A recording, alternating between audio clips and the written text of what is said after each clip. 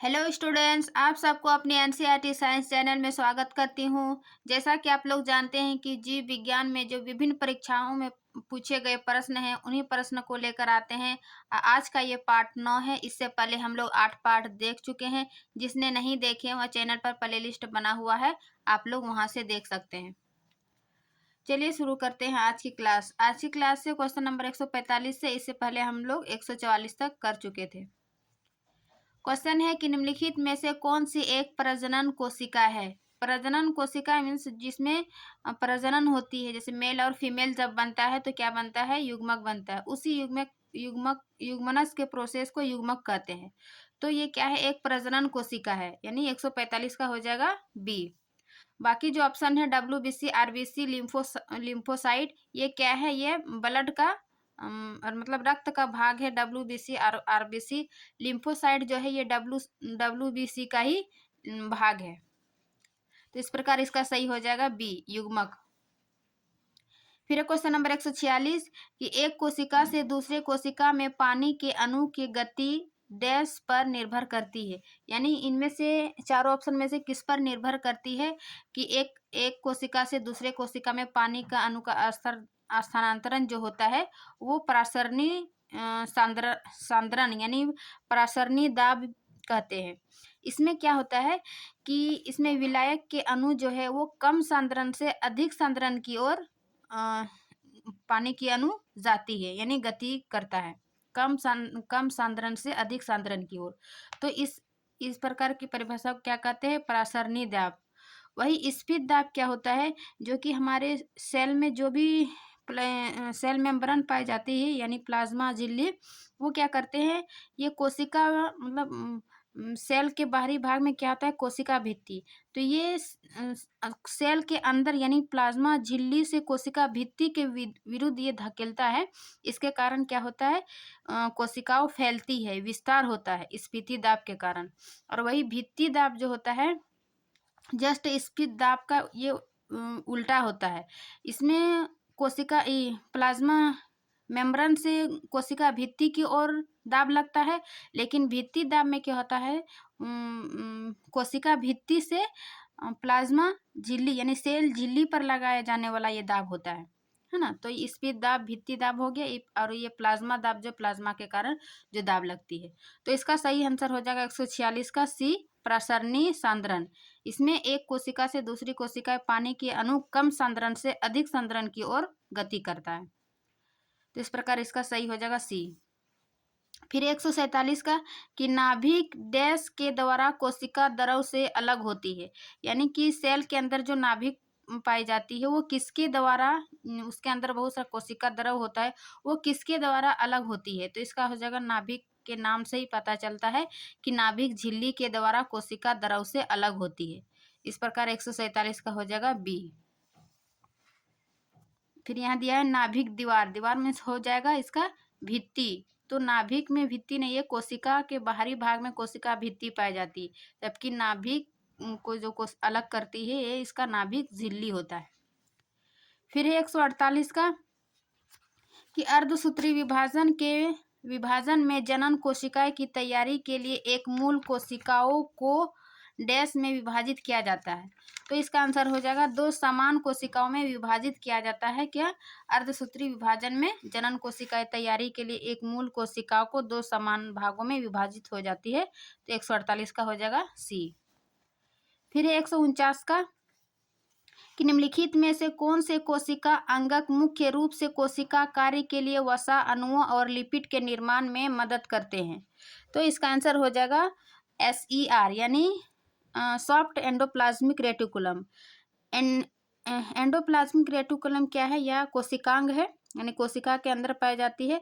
तो ये endoplasmic reticulum जो है ये दो प्रकार के होते हैं, रफ एंडोप्लाज्मिक यानी RER रफ इंडोप्लाज्मिक रेटिकुलम, और दूसरा है SER यानी soft endoplasmic reticulum. Rough endoplasmic reticulum में क्या होता है कि इसमें राइबोसोम पाई जाती है, इसलिए मतलब ये खुरदरे होते हैं, इसलिए इसको रफ इंडोप्लाज्मिक रेटिकुलम कहते हैं। वही दूसरा सॉफ्ट इंडोप्लाज्मिक रेटिकुलम, इसमें क्या होता है, ये वसा के अणुओं और लिपिड के निर्माण में मदद करता है। तो इस प्रकार 149 का हो जाएगा डी SER। फिर है 150 कि सूक्ष्म जैविकी के जनक कौन है, यानी माइक्रोबायोलॉजी के जनक कौन है। तो इसका आंसर हो जाएगा एंटोनी वान ल्यूवेन हॉक को सूक्ष्म जैविक के जनक कहा जाता है। वही हिप्पोक्रेटस को चिकित्सा शास्त्र के जनक कहते हैं। और SR कश्यप को जो है वो भारतीय ब्रायोफाइटा जो है प्लांट के ब्रायोफाइटा एल्गी जिम्नोस्पर है ना, तो ये ब्रायोफाइटा विज्ञान का पिता कहलाते हैं, भारतीय ब्रायोफाइटा का। किसको? SR कश्यप को। R मिश्रा को आप लोग कमेंट बॉक्स में बताइएगा इसको किसका पिता कहा जाता है। फिर 151 का कि DNA में विशेष स्थानों पर कट किसके द्वारा निर्मित होते हैं, यानी DNA में जब DNA रेप्लिकेशन होता है तो उसमें एक विशेष स्थान पर क्या करता है, कट किया जाता है। तो ये किसके द्वारा निर्मित होता है, तो ये हो जाएगा रिस्ट्रिक्शन एंजाइम या फिर प्रतिबंधन एंजाइम, है ना, जो कि बैक्टीरिया में पाया जाता है। ये रेस्ट्रिक्शन एंजाइम जो है उसको दो भाग में बांटते हैं, एक है एंडोन्यूक्लियस और दूसरा है एक्सोन्यूक्लियस। एंडोन्यूक्लियस क्या करते हैं, या DNA के विशेष स्थानों पर ये कट करते हैं, और एक्सोन्यूक्लियस क्या करते हैं, या DNA के सिरों में जो भी न्यूक्लियोटाइड हो उसको अलग करते हैं। तो इस प्रकार इसका विशेष स्थान पर कट किसके द्वारा होते हैं, तो इसका ए हो जाएगा, यानी एंडोन्यूक्लियस के द्वारा। और प्लाज्मिड जो कि बैक्टीरिया में पाए जाते हैं, जो कि एक्स्ट्रा क्रोमोसोमल होता है। रिकॉम्बिनेंट जो है ये इसको DNA रेप्लिकेशन को ही रिकॉम्बिनेंट DNA कहा जाता है। फिर 152 का कि एक बैक्टीरिया अत्यधिक गर्मी, शुष्कता और विषैली रासायनिक वस्तुओं को सहने की क्षमता रखता है। इससे यह पता चलता है कि वह संभवतः डैश बना सकता है, यानी कि इनमें से क्या है, जैसे कि एंडोस्पर्म यदि है, एंडोस्पर्म में क्या होता है, ये कई परतों वाली एक जटिल संरचनाएं होती है, जिसके कारण ये अत्यधिक गर्मी, शुष्कता और विषैली रासायनिक वस्तुओं जो है इसको सहने की इसके अंदर क्षमता होती है। तो इस प्रकार 152 का हो जाएगा ए। फिर 153 का कि निम्नलिखित में से कौन सा कथन सही है। क्या दिया है, नॉस्टक और एनाबिना प्रोटिस्टा के उदाहरण है। कौन सा सही है, यानी नॉस्टक और एनाबिना जो है या एल्गी है ना, यानी एक प्रकार का शैवाल है, तो ये एल्गी वर्ग के अंतर्गत आएगा, लेकिन यहाँ पे दिया है प्रोटिस्टा, यानी ये गलत है ना। प्रोटिस्टा के अंतर्गत क्या क्या आता है, अमीबा, प्रोटोजोआ, फंगस, ये सब आते हैं, लेकिन यहाँ नॉस्टक जो है वो एक एल्गी है, फंगी के वर्ग में आएगा। फिर है दूसरा, पैरामेसियम और प्लाज्मोडियम पेनिसिलियम के समान जाति में शामिल किए गए हैं। पैरामेसियम और प्लाज्मोडियम ये एक ही समान जाति में शामिल नहीं किए जाते हैं, क्योंकि ये पैरामेसियम में अमीबा जिसमें आता है उसी में पैरामेसियम भी आता है, प्लाज्मोडियम भी पैरामेसियम का ही है, और पेनिसिलियम यह क्या हो जाएगा, एक एंटीबायोटिक है। ये समान जाति में शामिल किए गए, ये भी कथन गलत है। फिर है ऑप्शन सी कि डबल रोटी और बियर को बनाने में प्रयुक्त ईस्ट एक फंगस है। ये कथन सही है, क्योंकि डबल रोटी जिसमें कि फफूंद लग जाती है जिसको फंगस कहते हैं, और बियर बनाने के लिए भी हम क्या करते हैं, ईस्ट, यानी ईस्ट भी एक प्रकार के फंगस है, उसी का प्रयुक्त किया जाता है। तो ये यानी 153 का सी कथन सही है। ऑप्शन डी भी देख लेते हैं, क्या है, लाइकन एक संयुक्त जीव है जो कि शैवाल और प्रोटोजोआ जीव के सहजीवी मेल से बनता है। ये कथन गलत है, क्योंकि लाइकन एक संयुक्त जीव है, इसमें क्या होता है, शैवाल और एल्गी, है ना, जिसको मतलब शैवाल को ही एल्गी कहते हैं, शैवाल और फंगस का इसमें सहजीवी मेल होता है, लेकिन यहाँ पे दिया है प्रोटोजोआ, इसके स्थान पर क्या होगा, शैवाल और कवक जीव के सहजीवी मेल से लाइकेन बनता है। फिर 154 का कि कार्बोहाइड्रेट की प्राथमिक भूमिका शरीर में सभी कोशिकाओं के लिए डैश है, यानी कार्बोहाइड्रेट की प्राथमिक भूमिका हमारे शरीर में क्या है, तो कार्बोहाइड्रेट को हम लोग जैसे कि ऊर्जा की तुरंत आपूर्ति के लिए क्या करते हैं, हम लोग कार्बोहाइड्रेट आहार लेते हैं। तो इसका आंसर हो जाएगा 154 का डी, ऊर्जा की आपूर्ति करना, यानी कार्बोहाइड्रेट की प्राथमिक भूमिका शरीर में सभी कोशिकाओं के लिए क्या होता है, ऊर्जा की आपूर्ति करना होता है। इस प्रकार 154 का हो जाएगा डी। फिर हम आगे देखते हैं 155 कि क्या वायरस एक जीवित प्राणी है? तो इसका ऑप्शन देखते हैं। हाँ, क्योंकि इसमें डीएनए होता है। नहीं, क्योंकि इसके पास अपनी प्रतिलिपि यानी कॉपी बनने हेतु कोई विधि नहीं है। हाँ, क्योंकि जब यह एक जीवित प्राणी के अंदर हो तब यह प्रजनन हेतु विभाजन कर सकता है। डी है नहीं, क्योंकि इसकी बाहरी खाल प्रोटीन की बनी होती है।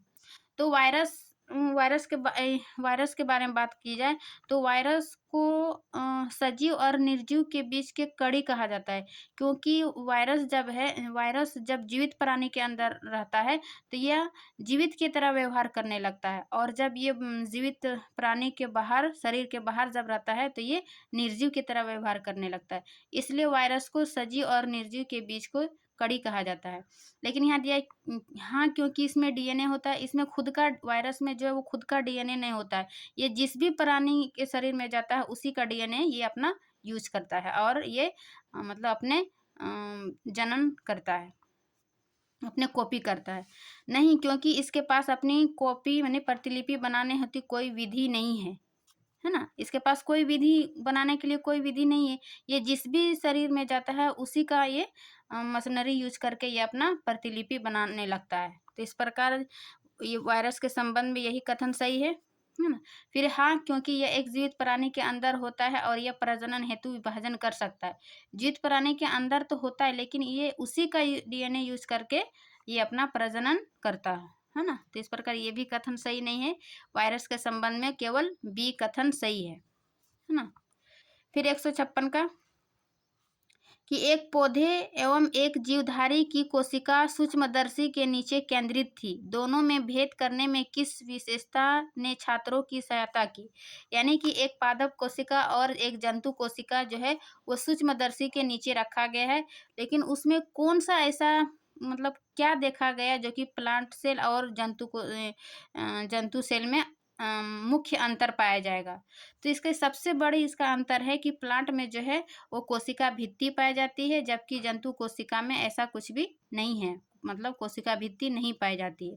तो इसका ऑप्शन बी सही होगा, क्योंकि पौधे की कोशिका भित्ति थी परंतु जीवधारी कोशिका की नहीं थी। तो यही सबसे बड़ी मुख्य अंतर हो जाता है पादप कोशिका और जंतु कोशिका में, कि कोशिका भित्ति पाई जाती है ना। फिर यहाँ देखिए, पौधे की कोशिका एवं जीवधारी की कोशिका दोनों में नाभिक था। इससे कोई नहीं पता चलता है कि दोनों में नाभिक पाया जाता है। फिर एक जीवधारी कोशिका झिल्ली थी, परंतु कोशिका नहीं थी, क्योंकि दोनों में पाया जाता है झिल्ली नाभिक। फिर एक जीवधारी कोशिका की एक बड़ी रिक्तिका थी, परंतु पौधे की कोशिका नहीं थी।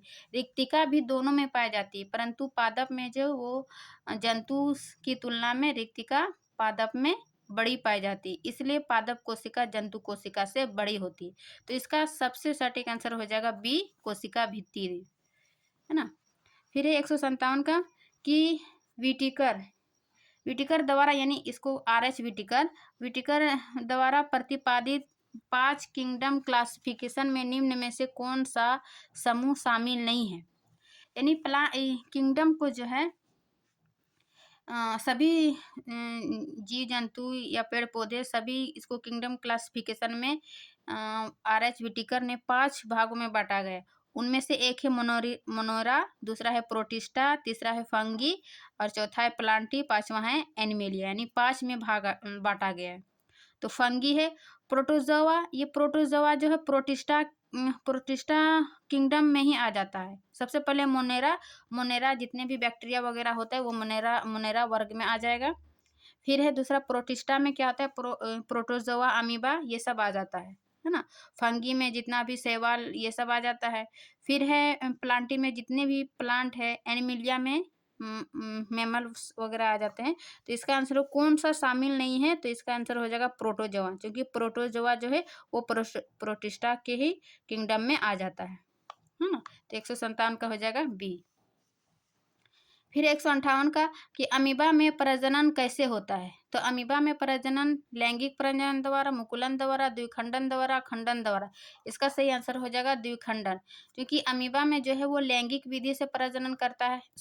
अमीबा में जो है वो अलैंगिक प्रजनन द्वारा करता है ना? लैंगिक विधि में मेल और फीमेल दोनों भाग लेते हैं, उसमें लैंगिक होता है। लेकिन अमीबा में इसका शरीर का 2 भागों में बँट जाता है, इसीलिए इसको द्विखंडन कहते हैं और इसी से यह द्विखंडन जो है एक प्रकार के अलैंगिक प्रजनन है। और मुकुलन विधि द्वारा ये भी अलैंगिक प्रजनन की ही विधि है। इसमें क्या होता है, हाइड्रा में मुकुलन विधि द्वारा प्रजनन होता है। वही खंडन जिसमें शैवाल में क्या होता है, खंडन विधि द्वारा अलैंगिक प्रजनन होता है। तो इस प्रकार 158 का हो जाएगा डी सही आंसर। फिर 159 का द्विखंडन द्वारा डैश प्रजनन होता है। वही क्वेश्चन है कि द्विखंडन द्वारा किसमें प्रजनन होता है, तो इसका आंसर हो जाएगा अमीबा। फिर हाइड्रा, स्टारफिश, प्लेनेरिया निम्न में से किस प्रक्रिया द्वारा उत्पन्न होते हैं, यानी कि किसके द्वारा ये प्रजनन करते हैं। हाइड्रा, स्टारफिश, प्लेनेरिया निम्न में से तीनों दिया हुआ, लेकिन प्लेनेरिया में जो है सबसे ज्यादा पुनर्जनन की क्षमता होती है, जबकि ऑप्शन के अनुसार यहाँ पे आप देखिएगा कि हाइड्रा में मुकुलन, लेकिन हाइड्रा में पुनर्जनन की भी क्षमता होती है ना। तो सबसे ज्यादा पुनर्जनन की क्षमता ये प्लेनेरिया में होता है। बाकी विखंडन में तो देखिए जैसे अमीबा, हाइड्रा में मुकुलन, बीजाणु में फंगस में क्या होता है, बीजाणु द्वारा जनन करते हैं। तो इसका सही हो जाएगा 160 का डी पुनर्जनन। फिर 161 का कि सिव ट्यूब और सह कोशिकाएं मुख्य रूप से डैश के संचरण के लिए उत्तरदायी होते हैं। तो पत्ते में पानी या फिर पौधे में भोजन, मानव शरीर में भोजन, पौधे में सूर्य के प्रकाश, जैसे सिव ट्यूब और सह कोशिकाएं ये पौधे में जो भोजन और पानी का स्थानांतरण होता है उसमें पाया जाता है। जैसे कि पौधे में पानी का स्थानांतरण कौन करता है, तो ये जाइलम द्वारा, है ना। ये दोनों संयोजी ऊतक होता है, जाइलम और फ्लोएम। तो पानी को कौन करता है, जाइलम, और भोजन को फ्लोएम। तो जैसे जाइलम को भी 4 भाग में बांटते हैं, ट्रेकिड, वाहिका और जाइलम पैरेन्काइमा और जाइलम फाइबर। वही फ्लोएम को भी 4 भाग में बांटते हैं, सीवटीवी सहकोशिकाएं और फ्लोएम पैरेन्काइमा और फ्लोएम फाइबर। तो ये सीवटीवी और सहकोशिकाएं किसका भाग है, पौधे में भोजन, यानी ये फ्लोएम का भाग है। तो इसका सही आंसर हो जाएगा 161 का सी, है ना। बाकी जो मानव शरीर में भोजन किसके होता है, पाचन तंत्र जो हमारे अंतग्रहण करते हैं, फिर वो हमारे भोजन नली में जाती है। इस प्रकार मानव शरीर में भोजन की क्रिया होती है।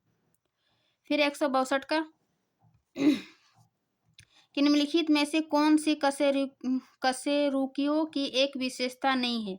कशेरुकियों प्राणी वैसे प्राणी होते हैं जिसमें मतलब रीढ़ की हड्डी पाई जाती है, तो वैसे जानवर को कशेरुकियों की श्रेणी में रखा गया है। तो इसकी विशेषता क्या है वो बताना है, और क्या नहीं है, मतलब क्या नहीं है वही बताना है। जैसे ये त्रिस्तरीय यानी ट्रिप्लोप्लास्टिक होते हैं, ये सही है, क्योंकि ट्रिपोप्लास्टिक क्या होते हैं, मतलब इसमें भ्रूण जो है वो भ्रूण 3 स्तरों में बटा होता है, एक्टोडर्म, मेसोडर्म और इंडोडर्म, मेसोडर्म और एक्टोडर्म। तो इस प्रकार इसका ये विशेषता है कशेरुकी का। फिर है दूसरा कि उनके जीवन के एक स्तर पर पृष्ठरज्जु यानी नोटोकार्ड का निर्माण होता है, ये भी सही है। फिर है तीसरा कि ये कोइलोमेट होते हैं। कोइलोमेट मीन्स होता है जिससे कि जिनके शरीर में मतलब देहगुहा होती है और वह मेसोडर्म से स्तरीय रहती है ना। जो कि ये ट्रिपोप्लास्ट में मेसोडर्म देखे उसी से ये घिरे हुए रहते हैं। तो ये ABCD तीनों इसकी विशेषता है, जबकि ये असम्मित होते हैं, यानी इसको बांट नहीं सकते हैं, ये इसकी विशेषता नहीं है ना। 162 का डी। फिर 163 का कि घटनाओं की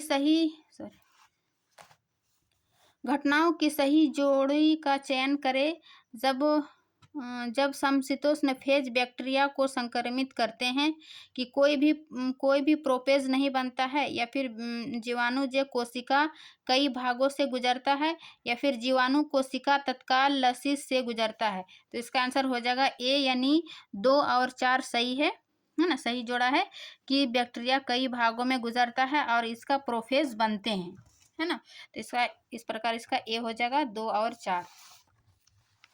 फिर 164 का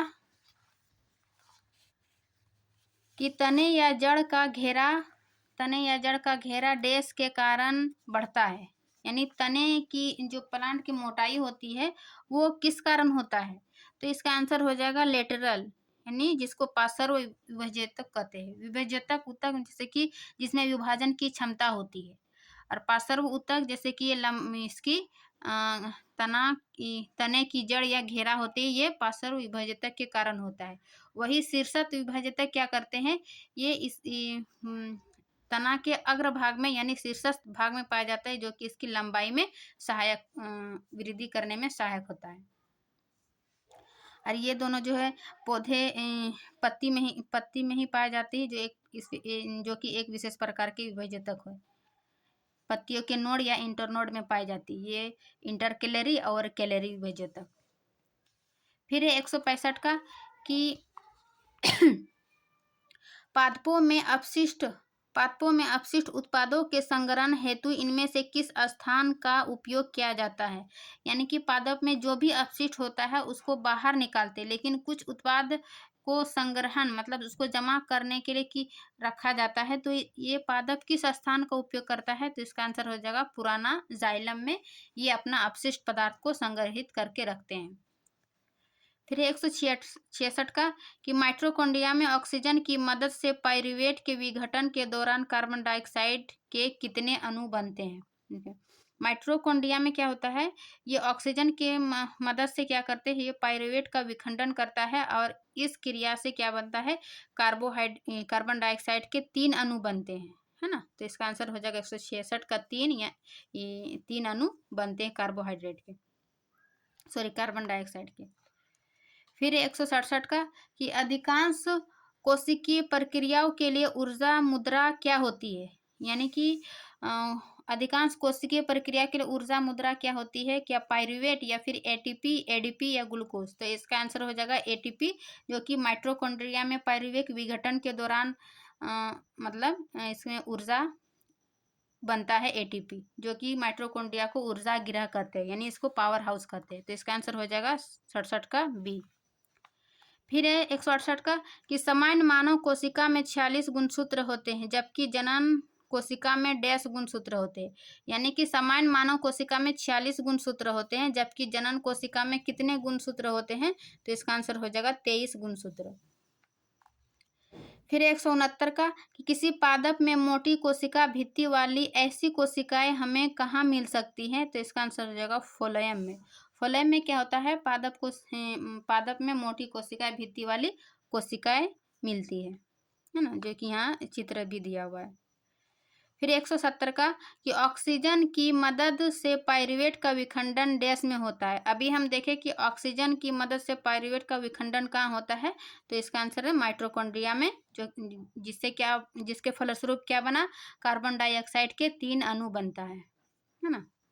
फिर 171 का कि निम्नलिखित में से किन ऊतकों में कोशिकाएं जीवित होती है, लंबी और कोनों पर अनियमित रूप से स्थूल होती है? तो इसका आंसर हो जाएगा कोलेनकाइमा। ये कोलेनकाइमा, स्क्लेरेनकाइमा, पेरेनकाइमा, एरेनकाइमा, ये सब क्या है, पादप ऊतक का भाग है ना। पादप ऊतक 2 भाग होते हैं, विभजतक और अस्थायी ऊतक। विभजतक ऊतक में क्या होता है, जिसमें विभाजन की क्षमता होती है, वही दूसरा अस्थायी ऊतक, इसमें विभाजन की क्षमता नहीं होती है। इसी को 2 भाग में फिर बांटते हैं, सरल ऊतक और जटिल ऊतक। और सरल ऊतक जो है ये पेरेनकाइमा, कोलेनकाइमा, स्क्लेरेनकाइमा, ये इसका भाग है। तो इसका सही आंसर हो जाएगा डी। फिर 172 का कि कौन सा अस्थायी ऊतक एक पौधे को कठोर और मजबूत बनाता है? तो इसका आंसर हो जाएगा स्क्लेरेनकाइमा। स्क्लेरेनकाइमा क्या है, ये सरल ऊतक का भाग है, जो कि पौधे को कठोर और ये मजबूत बनाता है ना। फिर 173 का कि निम्न में से कौन से पौधे के ऊतक कोशिका विभाजन में मदद करता है? तो अभी हम देखें पादप ऊतक को 2 भाग में बांटते हैं, विभज्योतक ऊतक और अस्थायी ऊतक, यानी अस्थायी ऊतक को अविभाज्योतक भी कहते हैं। विभज्योतक ऊतक में क्या होता है, इसमें विभाजन की क्षमता होती है। तो यही पूछ रहा है कि पौधे के ऊतक कोशिका विभाजन में सक्षम है, तो 173 का हो जाएगा ए, यानी विभज्योतक, इसमें विभाजन की क्षमता होती है। बाकी स्क्लेरेनकाइमा, पेरेनकाइमा, जाइलम, ये सब और अस्थायी ऊतक का उदाहरण है, इसमें विभाजन की क्षमता नहीं होती है। फिर है 174 का कौन सा ऊतक पौधे को कठोर और दृढ़ बनाता है? तो इसका अभी हम देखें, पौधे पौधे को कठोर और मजबूत कौन बनाता है, तो ये इसका आंसर हो जाएगा स्क्लेरन काइमा, पौधे को मजबूत और कठोर बनाता है। फिर 175 का कि मनुष्य में पाए जाने वाले प्लेसेंटा ऊतक द्वारा निम्न में से कौन सा काम किया जाता है। मतलब जो कि हमारे शरीर में प्लेसेंटा ऊतक पाए जाते हैं वो क्या करते हैं, तो प्लेसेंटा जो है वो भ्रूण से जितने भी अपशिष्ट पदार्थ को बाहर निकालता है और भ्रूण को पोषण भी प्रदान करता है। तो इस प्रकार 175 का क्या हो जाएगा, डी, यानी भ्रूण से अपशिष्ट पदार्थ, जो भी अपशिष्ट पदार्थ होता है उसको बाहर निकलता है और भ्रूण को पोषण भी प्लेसेंटा द्वारा ही प्रदान करता है। तो 175 का हो जाएगा डी। आज की क्लास हम यहीं तक रखते हैं। उम्मीद करती हूँ कि ये वीडियो आप लोग को अच्छी लगी होगी। वीडियो अच्छी लगी तो लाइक एंड सब्सक्राइब ज़रूर करें। मिलते हैं नेक्स्ट क्लास में, तब तक के लिए थैंक यू।